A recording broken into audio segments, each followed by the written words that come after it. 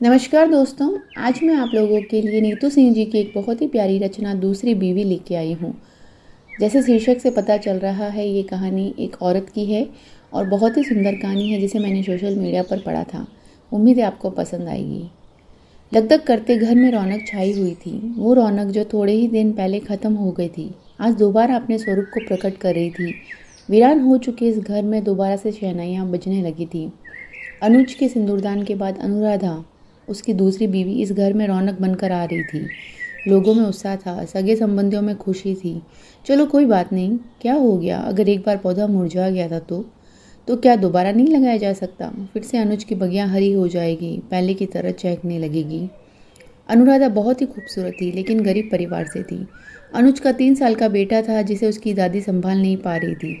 माँ के और बाकी घर वालों की जोर जबरदस्ती से अनुज इस विवाह के लिए तैयार हो गया था और अनुराधा से शादी के लिए हाँ कर दी थी उसने। अनुज की माँ खुश तो थी, लेकिन दूसरी बीवी के आने को लेकर थोड़ा सशंकित भी थी। क्या अनुराधा अनुज के बच्चे को अपना पाएगी, उसे अपना प्यार दे पाएगी? और अनुज, कहीं ऐसा ना हो कि वह अनुराधा के प्रेम में पूरी तरह खो जाए और इस बच्चे को ही भूल जाए। नहीं, मैं ऐसा नहीं होने दूंगी, मैं सब ठीक कर दूंगी। माँ खुद में ही बड़बड़ाई जा रही थी। माँ अनुज के बेटे को अपने कंधे पर थपकी देकर सुला ही रही थी कि तभी शोर सुनाई दिया, दुल्हन आ गई, दुल्हन आ गई। सब भागते हुए गेट पर पहुंचे। माँ ने सो चुके बच्चे को बिस्तर पर लिटाया, चादर से ओढ़ा दिया, तकिया उसके पास में रख दिया और बाहर निकल आई। अनुज की दूसरी बीवी का स्वागत भी तो करना था। पूरे रस्मों रिवाज के साथ, कुमकुम भरे पैरों और पायल की रुंझुन की आवाज़ के साथ अनुराधा ने गृह प्रवेश किया। उसकी खूबसूरती देखकर ऐसा लग रहा था जैसे साक्षात लक्ष्मी जी ही घर के अंदर कुमकुम भरे पाँवों के साथ में धीरे धीरे प्रवेश कर रही हो। माँ का मन थोड़ा शांत हो गया। नहीं, अनुराधा एक अच्छी माँ और एक अच्छी पत्नी बनेगी। वो मेरी बहू है, मैं उसे सब समझा दूंगी।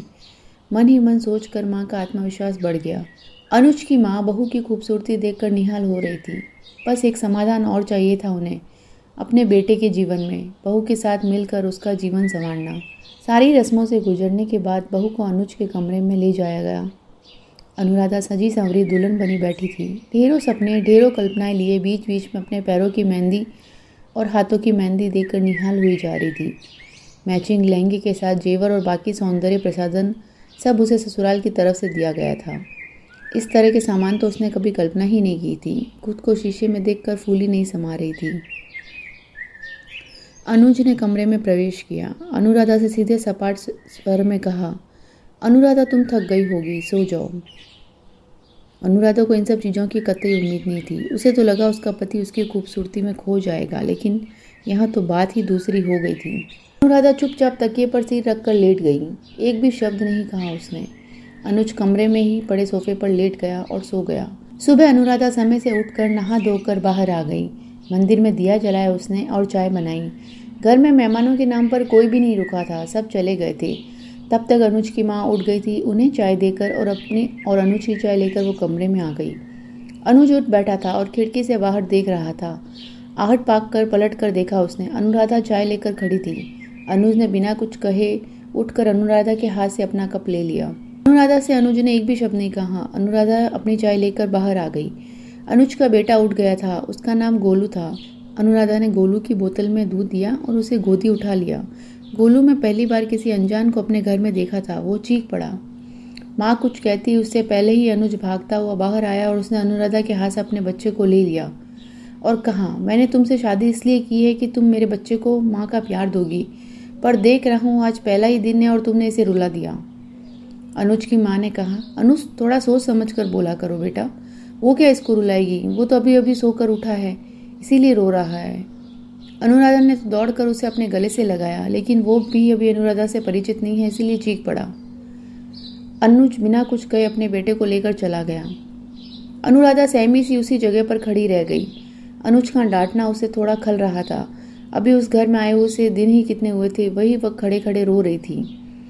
माँ ने आकर कंधे को थपथपाते हुए कहा, अनुराधा ये तुम्हारा आज पहला दिन है और इस घर में ऐसे ही ना जाने कितने और दिन बीतेंगे। तुम्हें चीज़ों को थोड़ा सोच समझ कर और उनके साथ तालमेल बिठाकर चलना होगा। खुद को थोड़ा सा मजबूत करना होगा। एक आम लड़की जैसी ससुराल नहीं है तुम्हारी। जी माँ जी, अनुराधा ने अपने आंसू पोंछते हुए हामी भर दी। अनुराधा माँ के साथ घर के कामों में लग गई और बीच बीच में बच्चे को भी संभाल लेती थी। समय के साथ साथ गोलू को भी अनुराधा की आदत सी होने लगी। अब वो अनुराधा की गोदी में रोता नहीं था। शाम को अनुराधा ही उसे खाना खिलाकर सुलाया करती थी और वो बच्चा अनुराधा के पास खुश रहने लगा था। नन्हा गोलू उसके साथ खुश रहता, कभी उसके झुमके छूता, कभी उसकी बिंदी, कभी उसकी चूड़ियों से खेलता, कभी कभी उसके दुपट्टे से भी। अनुराधा भी उसके साथ खुश रहती। अनुज और अनुराधा के बीच की दूरी अभी भी बरकरार थी। अनुराधा के मन में रोज एक ही आस बंधी रहती थी कि शायद आज अनुज उससे कुछ बात करे, शायद आज उससे कुछ पूछे, कुछ अच्छा कहे, कुछ बुरा कहे, साथ बैठकर चाय पिए, कुछ नहीं तो गोलू के बारे में ही बात करे या हमारी आगे की जिंदगी के बारे में। पर यह सब सिर्फ एक सोच में ही सिमट कर रह जाता। अनुज अपने प्रतिदिन के नियम में बंधा हुआ था। सुबह उठता, नाश्ता करता, ऑफिस चला जाता और ऑफिस से लौटता, खाना खाता, गोलू के साथ थोड़ी देर खेल कर सो जाता। ऐसा लगता जैसे अनुराधा का वजूद ही उसके जीवन में कहीं नहीं था। माँ बहुत चिंतित थी। उन्हें लगता था कि अनुराधा के साथ अन्याय हो रहा है। चाहती तो वो भी यही थी कि अनुज गोलू पर ज़्यादा ध्यान दे, अनुराधा की अपेक्षा, पर उसकी उपेक्षा करेगा वो इस तरह उन्होंने कभी भी नहीं सोचा था। अनुराधा आज सुबह उठी और अपने किचन में व्यस्त थी। माँ ने आज मंदिर में सिर्फ दिया जलाया था, अपना पाठ नहीं किया था। वो इंतजार कर रही थी कि अनुज कब कमरे से बाहर आए और वो उससे बात करे। तभी अनुज उन्हें कमरे से बाहर आता दिखा। माँ उसके पीछे पीछे बाहर तक आ गई। माँ ने अनुज से कहा, बेटा मुझे तुमसे कुछ ज़रूरी बात करनी है। जी माँ कहिए। बेटा जो कुछ घर में हो रहा है वो सही नहीं है। क्या सही नहीं है माँ? तुम्हारी उपेक्षा अनुराधा के प्रति। वो मासूम बच्ची कितने सपने संजोए इस घर में आई है और तुम उससे बात तक नहीं करते, उसकी तरफ देखते भी नहीं हो। पर माँ आप सब यही तो चाहते थे कि मैं उससे थोड़ा दूर रहूं। हाँ हम चाहते थे कि तुम उससे दूर रहो, लेकिन हम ये नहीं चाहते थे कि तुम उसे अपनाओ ही नहीं। हमारा ये कहने का मतलब था कि तुम नई बहू के लिए अपनी पुरानी जिंदगी मत भूल जाना।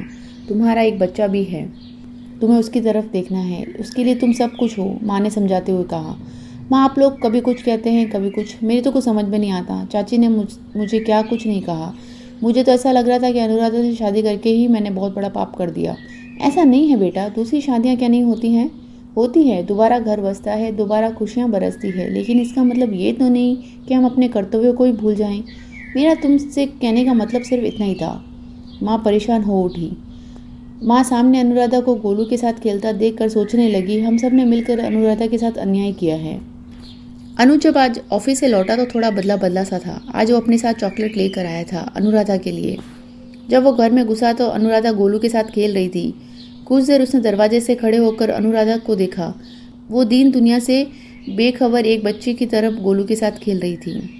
अनुज को अपने व्यवहार को लेकर थोड़ा पछतावा हुआ। आखिर उम्र ही क्या है अनुराधा की?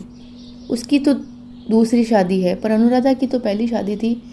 उसे कितनी अपेक्षाएं होंगी, कितने सपने होंगे उस शादी को लेकर जो उसने बालपन में देखे होंगे। अनु जब दरवाजे के अंदर घुसा, अनुराधा सहम कर खड़ी हो गई।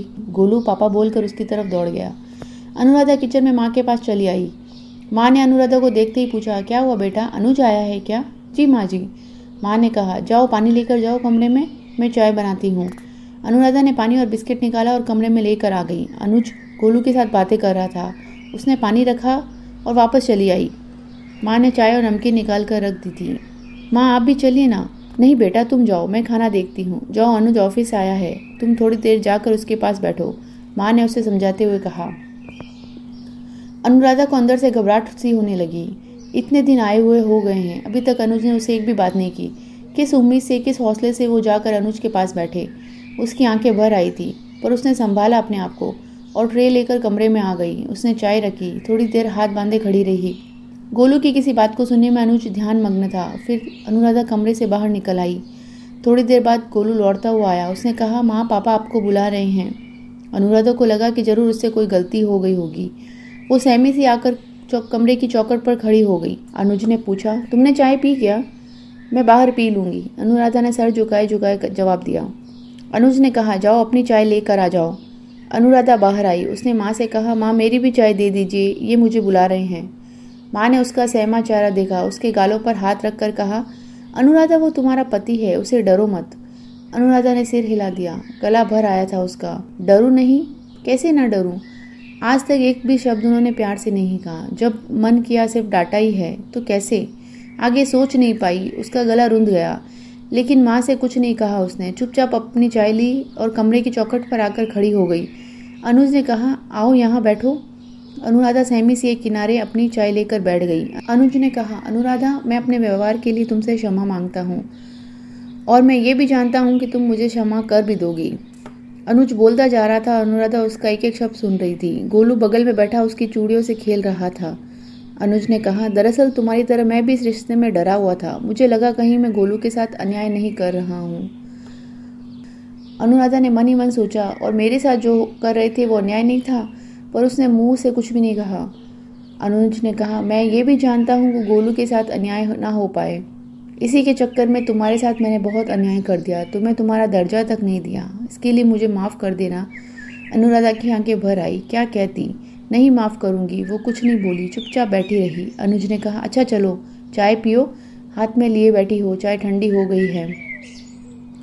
अनुराधा एक ही घूंट में सारी चाय खत्म कर दी। चाय वाकई ठंडी हो गई थी। अनुज ने कहा, तुम्हें कुछ नहीं कहना है। अनुराधा ने हिम्मत बटोर कर कहा, जानती हूँ कि मैं इस घर में दूसरी बीवी की हैसियत से आई हूँ। मैं कितना भी कुछ अच्छा कर लूँ, लेकिन मैं अपने माथे से दूसरी बीवी का तमगा नहीं हटा पाऊंगी। लेकिन आपसे सिर्फ इतना ही कहना चाहती हूँ कि जब मैं इस घर में दुल्हन बन कर आई हूँ तो ये मेरा अपना घर है। मैंने ये नहीं सोचा कि मेरे पहले भी इस घर में कोई मेरी जगह पे था। तो फिर आप लोग भी ये सब मत सोचिए। आप लोग ये मत सोचिए कि मैंने किसी और की जगह ली है। मैं अपनी जगह चाहती हूँ। मैं दीदी की जगह नहीं लेना चाहती। उनकी जगह कोई नहीं ले सकता, मैं भी नहीं। अगर आप देना चाहेंगे तो भी नहीं दे सकते। मेरी अपनी स्वतंत्र पहचान है। मैं आपकी बीवी हूँ और गोलू की माँ। डोली से उतरने से पहले ही मैंने उसको अपना बेटा मान लिया था। तो मेरी बस यही विनती है कि आप मुझे गोलू की माँ के रूप में ही देखें। अनुज चुपचाप गंभीरता से उसकी बातें सुन रहा था। गोलू धीरे धीरे खिसकते हुए माँ की गोद में बैठ गया था और सीने से लग कर बैठे बैठे सो गया था। अनुज ने कहा, गोलू सो गया है, उसे लेटा दो माँ के पास और तैयार हो जाओ। हम थोड़ी देर के लिए बाहर चलेंगे। अनुराधा को समझ में नहीं आ रहा था कि क्या करे। उसने गोलू को उठाया और माँ के पास ले गई। माँ ये कह रहे हैं कि इसको माँ के पास लिटा दो और हम थोड़ी देर बाहर चलते हैं। माँ के चेहरे पे खुशी छा गई। माँ ने बहू का माथा चूमते हुए कहा, अनुराधा, मुझे बस इसी दिन का इंतजार था। जाओ बच्चे, जाओ, तैयार हो जाओ और अपनी नई गृहस्थी की शुरुआत करो। अनुराधा तैयार होकर निकली तो बहुत ही खूबसूरत लग रही थी। अनुज ने उसकी तरफ देखा और सिर झुका लिया। कहना तो बहुत कुछ चाहता था, पर हिम्मत नहीं जुटा पा रहा था, क्योंकि उसने उसकी बहुत ज़्यादा अनदेखी करी थी, अवहेलना की थी। इसलिए उसका मूल्य तो उसे चुकाना ही था।